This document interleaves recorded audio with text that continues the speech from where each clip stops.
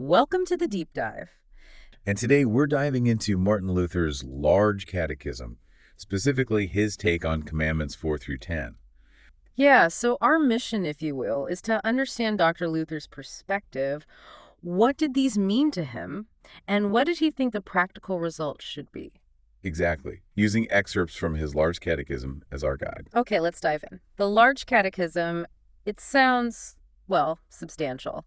But what's really interesting is how Dr. Luther takes these commandments, ones we think we know, and finds deeper layers.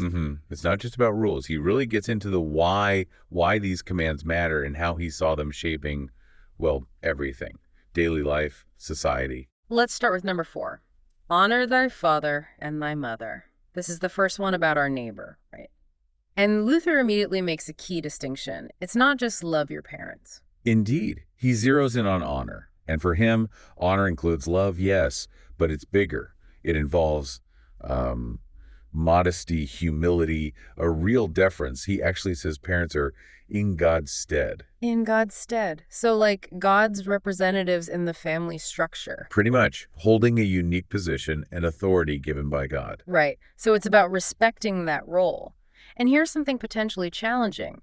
Luther insists this honor is required regardless of the parents' own shortcomings. Exactly. It's not based on whether they're good parents in our eyes. It's tied to God's ordinance, his design. God's will, basically. As Luther puts it, we are not to regard their persons, but the will of God. Their personal flaws don't negate the command, because honoring them is ultimately about honoring God's structure for family and authority. So how does that translate into action? What does honoring actually look like for Luther? It's got to be more than just a feeling. Oh, absolutely. For Dr. Luther, it means genuinely esteeming them, considering them like a precious treasure. It shows in how we speak respectfully, patiently, not defiantly. Even when you disagree. Even then. And crucially, it means practical support, serving them, helping them, providing for them when they're older or sick.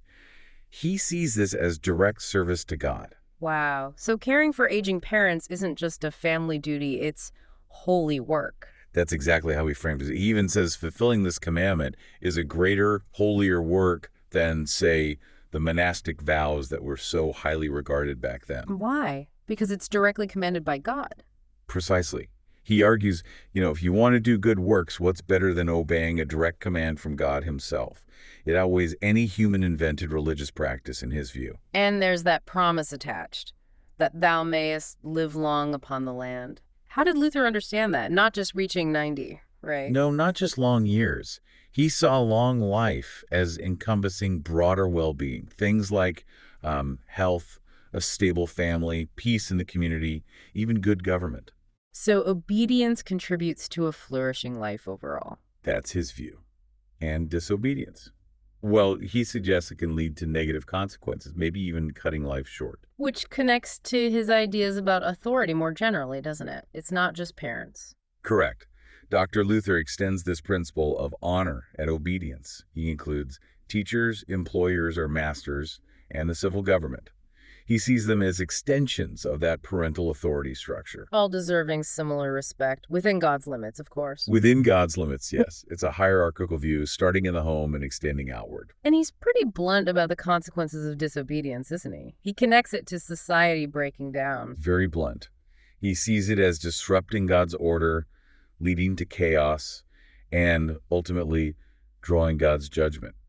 He also really stresses gratitude, being thankful for what we receive from parents and, by extension, other authorities. Okay, let's shift from the household structure to our interactions out in the world. The fifth commandment, thou shalt not kill, seems simple, but... Well, first, Dr. Luther is quick to clarify. This applies to individuals acting on their own. It does not forbid the government from using its legitimate power, its sword, to punish criminals. Okay. So he recognizes the state's role in justice, even capital punishment when warranted. It's about personal acts of violence. Right. And his definition of killing is really broad. It's not just the physical act. What else does he include? Harmful words, angry gestures, even, just holding ill will or hatred in your heart. seeking revenge. All of that violates the spirit of the commandment for him. But it's not just about not doing harm, is it? There's a positive side, too. Absolutely. Like the others, it has a positive duty. We are obligated to actively help our neighbor, defend them, protect them from harm if we can. Failing to help is seen as a form of guilt. Yes. He connected to failing to love our neighbor. He even brings up Matthew 25, the judgment on those who neglected the hungry, the thirsty, the sick, the imprisoned.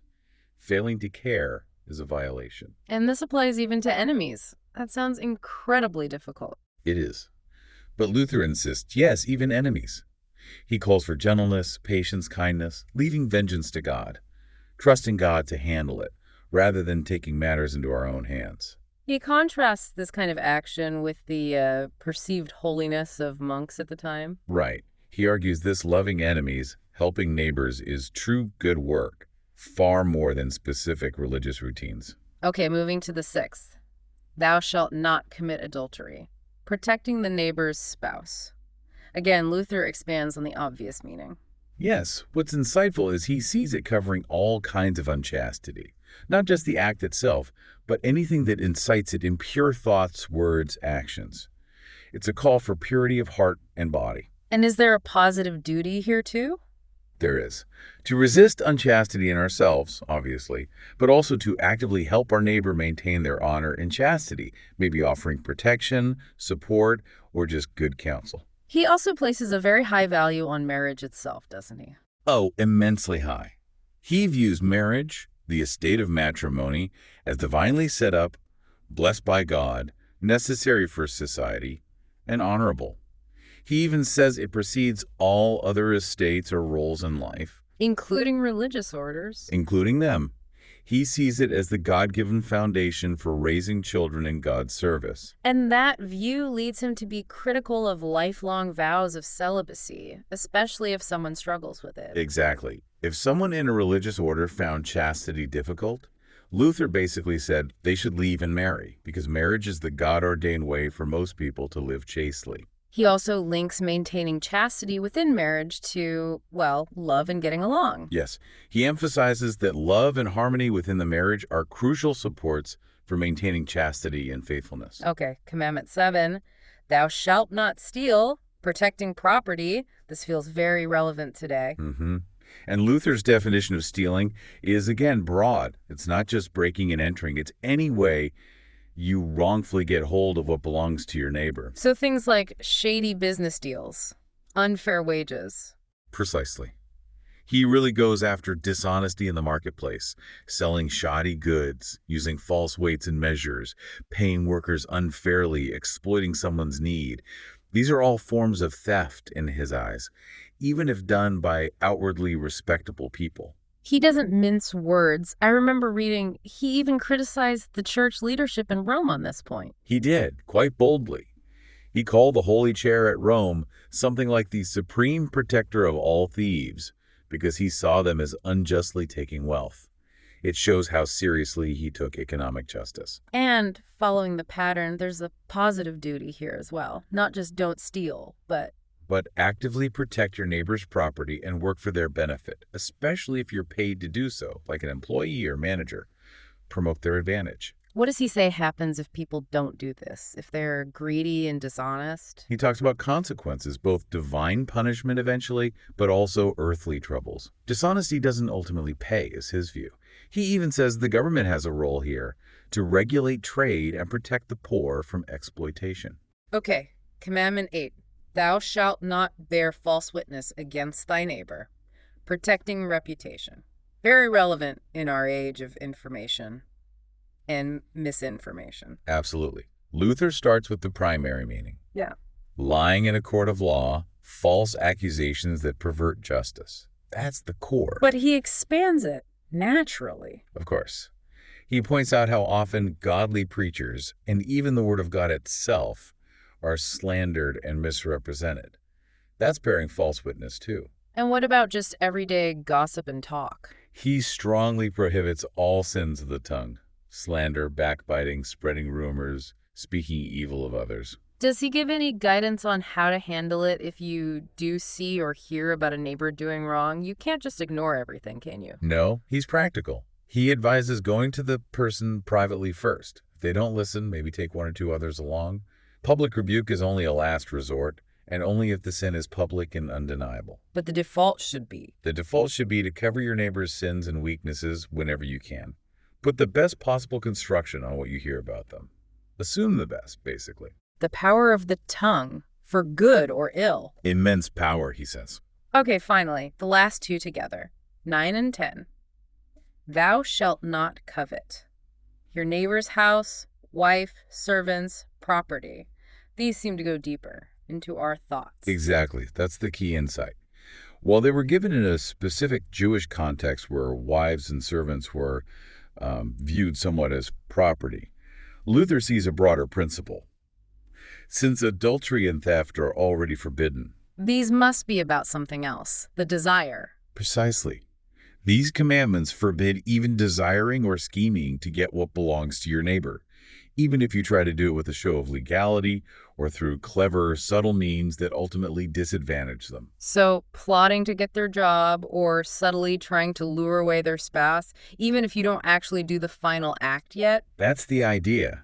Luther acknowledges it's natural to want what others have, but these commandments target the deliberate planning and maneuvering, the deceptive tactics people use. He even calls out lawyers who might twist the law to help someone gain unfairly. And God sees the heart, even if the world thinks the acquisition was legitimate or honorable. Exactly. God sees the deceit. Luther concludes these commands aim for a pure heart, free from such scheming desires. But he admits this is a constant battle for everyone. So, wrapping up these 7 commandments, what's the big picture, according to Dr. Luther? Well, the core message is that the 10 Commandments are God's complete guide for how to live a life that pleases Him. They are the foundation for all genuinely good works. And nothing humans invent can top them. No special religious order or practice. That's his firm belief. Nothing surpasses these direct divine commands. But he's also realistic. He knows we can't perfectly keep these on our own strength. Absolutely not. That's where he stresses the need for God's grace, which he connects to faith, the creed, the Lord's Prayer. Topics for another time, maybe. But the goal is to constantly strive to internalize these commands and practice them daily. And he brings back that idea from the appendix to the first commandment, doesn't he? The jealous God visiting iniquity, showing mercy. Yes, he sees that as the great motivator for all the commandments, both a warning of punishment for disobedience and the promise of blessing God's favor and mercy for those who love him and keep his commands. Ultimately, it all flows back to the first commandment. That's right. Everything comes back to fearing, loving, and trusting God above all else. Yeah. That's the source and the goal. He finishes by urging that these things be taught diligently, especially to the young, not just by force, but to foster genuine reverence for God. It's quite a deep dive, isn't it? Luther really pushes past just listing rules. He gets into motivations, the heart, the household, society. It's remarkably comprehensive. His focus on inner life, our duties to others, what constitutes real good works. It still feels incredibly relevant the way he framed it back then. It definitely makes you consider how these centuries-old interpretations might land today, how they connect or maybe challenge our own ideas, which leads to a final thought for you listening. How might our modern views on things like honor, what we owe our neighbor, or even our ideas about justice shift if we seriously engaged with these foundational principles the way Dr. Luther presented them? A powerful question to ponder. We definitely encourage you to look into Luther's large catechism more if this sparked your interest. And please keep sending us your sources for future deep dives. Thank you for joining us today as we explored these foundational ideas from Martin Luther. Until next time, keep digging deeper.